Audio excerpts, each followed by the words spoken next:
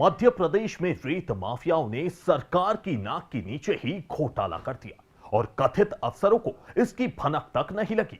दरअसल रेत माफियाओं की कारगुजारियों के बारे में जितनी बात की जाए उतनी कम है।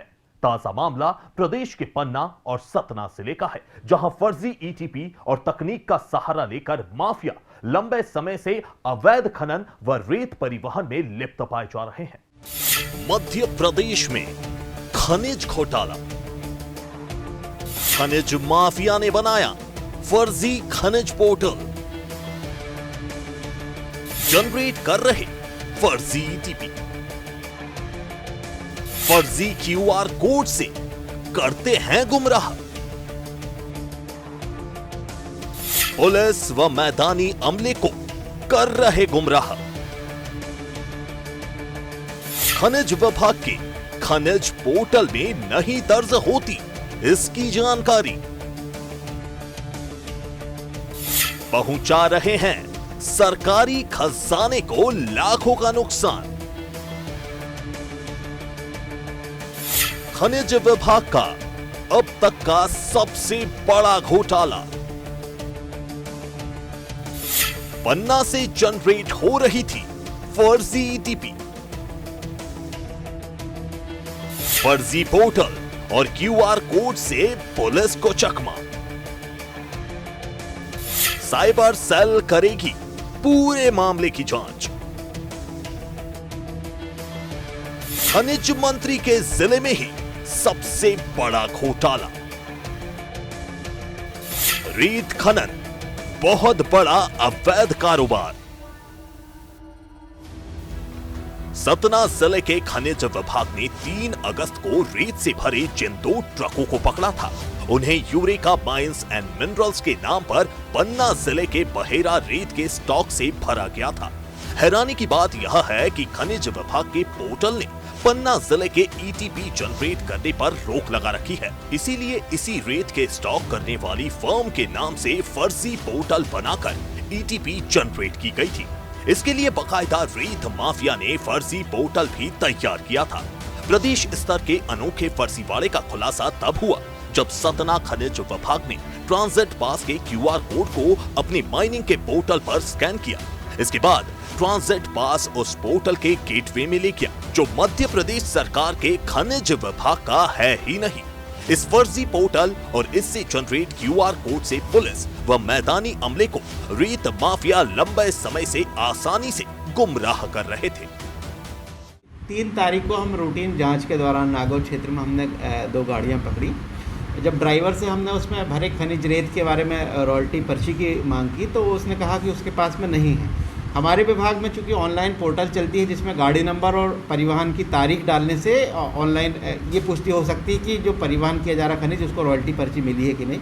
मौके पर जांच की तो उसकी ऑनलाइन पर रॉयल्टी पर्ची नहीं थी। इसके आधार पर उसको मय खनिज जब्त करके हमने थाना प्रभारी नागौद की अभिरक्षा में खड़ा कराया है।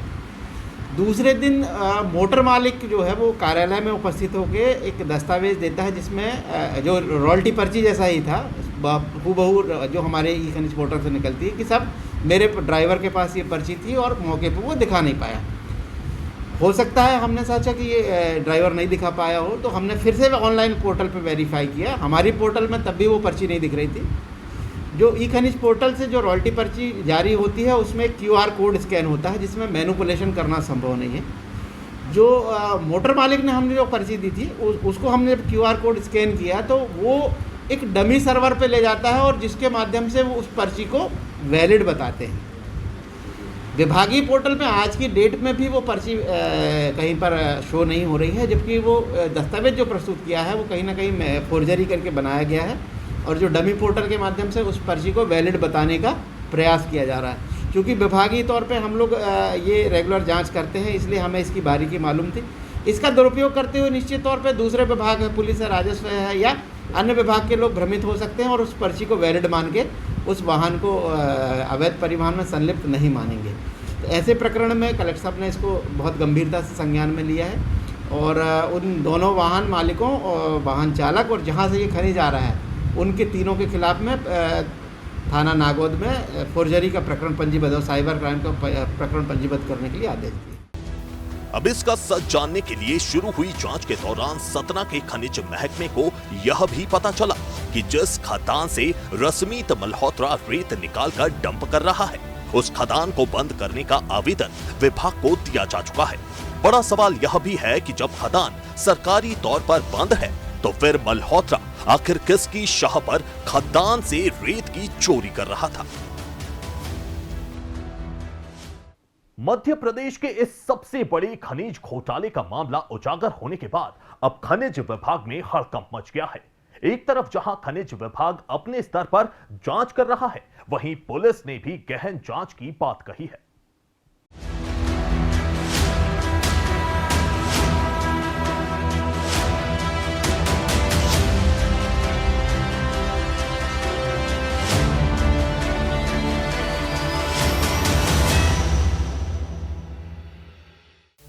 मामला उजागर होने के बाद हरकत में आया प्रशासन। सतना कलेक्टर ने दिए कार्रवाई के निर्देश। ट्रक मालिक, ड्राइवर सहित रेत ठेकेदार के खिलाफ मामला दर्ज। इस पूरे फर्जीवाड़े का मामला सतना कलेक्टर के संज्ञान में आने के बाद उन्होंने इस मामले में ट्रक मालिक, ड्राइवर सहित रेत ठेकेदार के खिलाफ मामला दर्ज करने के आदेश दिए हैं। पूरे मामले को साइबर सेल को सौंपे जाने की बात कही जा रही है, जिस पर पुलिस ने प्रकरण दर्ज कर लिया है। यह माइनिंग इंस्पेक्टर के द्वारा 2 ट्रकों को रेत परिवहन करते हुए सीज किया गया था। माइनिंग ने जब इन्वेस्टिगेशन की तो ये जानकारी सामने आई कि जो ट्रक ट्रांसपोर्टर हैं, उनके द्वारा एक जो ईटीपी प्रस्तुत की गई है वो फर्जी है। तो ईटीपी ट्रांसपोर्टरों ने किस तरीके से बनाई है, एक फेक डॉक्यूमेंट प्रस्तुत हुआ है, उसके आधार पे माइनिंग इंस्पेक्टर की रिपोर्ट पे थाना नागौद में 2 एफआईआर हुई है। इसमें कि धोखाधड़ी और फेक डॉक्यूमेंट तैयार करने के सेक्शन लगाए गए हैं। दोनों जो ट्रक मालिक हैं उनको हमने अरेस्ट किया है। हम लोग इन्वेस्टिगेट कर रहे हैं किस तरीके से ये फर्जी दस्तावेज तैयार किया गया है, ईटीपी बनाने में किस प्रकार की टेक्नोलॉजी का यूज हुआ है। जो लोग इसमें इन्वॉल्व होंगे उनकी अगेंस्ट में कार्रवाई की जाएगी। NGO the Asia on network on dams, reverse and people की रिपोर्ट भारत में रेत खनन हिंसा 2019-20 में खनन माफिया के बड़े हौसलों का जिक्र किया गया है। रिपोर्ट में बताया गया है कि मध्य प्रदेश ही नहीं, पूरे भारत में अवैध रेत उत्खनन एक बहुत बड़ा अवैध व्यवसाय बन चुका है। रिपोर्ट में यह भी बताया गया है कि जनवरी 2019 से 15 नवंबर 2020 के बीच खनन से जुड़ी घटनाओं, गिरोहों की आपसी दुश्मनी और रेत माफिया द्वारा अधिकारियों पर हमलों आदि के कारण देश में कम से कम 193 लोगों को अपनी जान भी गंवानी पड़ी है। रिपोर्ट में यह भी कहा गया है कि इस बुराई के खिलाफ व्यापक पैमाने पर अभियान चलाने वाले माफिया के सदस्यों के साथ ही उन्हें संरक्षण देने वाले नेताओं, पुलिस में मौजूद काली भेड़ों और अफसरों के खिलाफ कड़ी कार्रवाई करने की जरूरत है।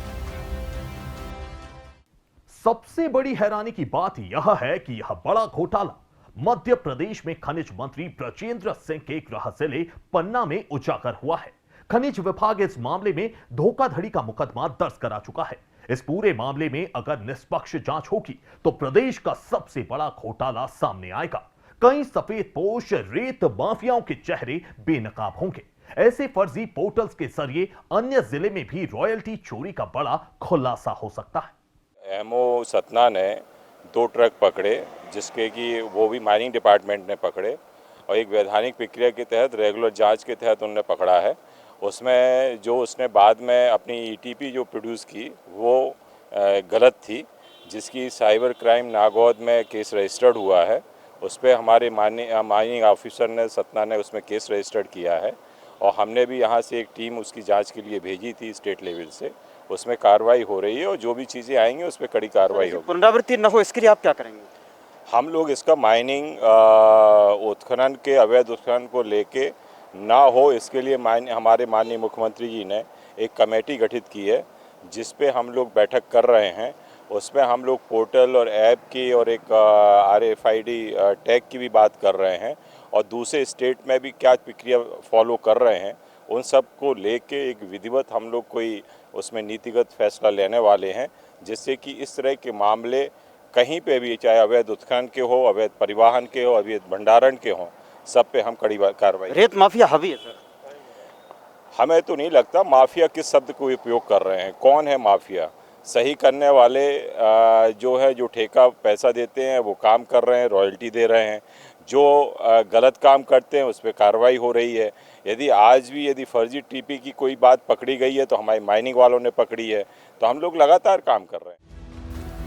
बता दें कि मध्य प्रदेश में 43 रेत खनन वाले जिले हैं। वर्तमान में 39 जिलों में रेत उत्खनन हो रहा है। भोपाल में एंट्री पॉइंट्स पर जांच चौकियों की स्थापना की गई है।